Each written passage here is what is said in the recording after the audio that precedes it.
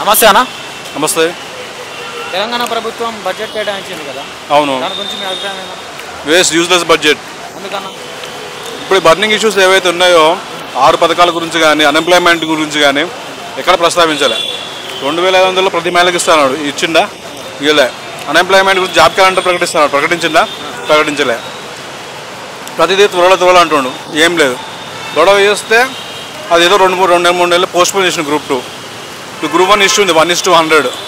పాపం ఎంతోమంది అడుగుతున్నారు, రిక్వెస్ట్ చేస్తున్నారు, కనీసం కన్సిడర్ చేస్తున్నారు. వాళ్ళు చూసి వాళ్ళకి ఏదైనా న్యాయం చేయగలిగితే చేయండి. ప్రభుత్వం ప్రవేశపెట్టినటువంటి బడ్జెట్ వలన అభివృద్ధి జరుగుతుందంటారన్న?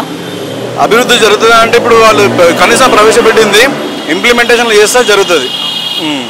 ఎస్సీ ఎస్టీల కోసం 50,000 కోట్లు కేటాయించారు కదా, అది అవసరం అంటారన్న?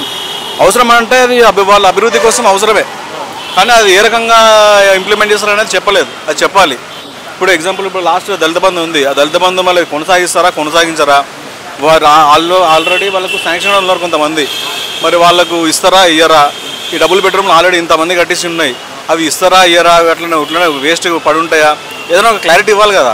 లేని వాళ్ళకి కనీసం ఏదైనా ఒకటి లబ్ధి పొందుతారు, అది ఎట్లా ఏం యూజ్ మరి? అది రోడ్లు భవనాల కోసం 5,000 కోట్లు కేటాయించారు, దానివల్ల ఏమైనా అభివృద్ధి జరుగుతుందంటారా?